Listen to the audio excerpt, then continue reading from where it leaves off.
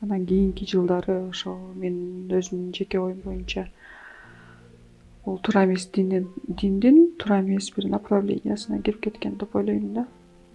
Кысым көрсөтүп баштады да. Сен иштебейсиң, үйдөн телевизор көргөнгө болбойт деп. Балдар окубайт депчи. Мектепке барбайт деп баштады. Анан ошондо мен балдар мектепке барбайт дегенде анан чечим чыгардым да, болбойт. Кантип андан ары жашайм депчи. Негизи жолдошуңуз балдарына кандай ата болчу эле? Балдарыма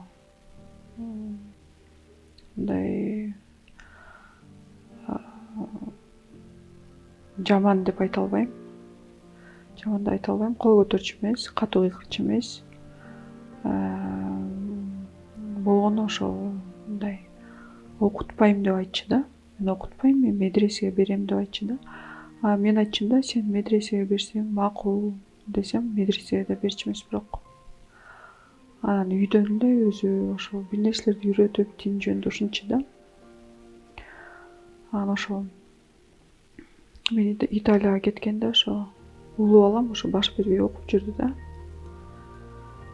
Кичүү балам биринчи, экинчи класста окубай калган болчу. Окутпай койду да ошол боюнча. Анан ошол себептен мен ошо бат келгенге аракет кылдым да, аябайчы Италиядан. Выходной жок, иштечүмүн. Ошо 3 жумушта иштечүмүн да.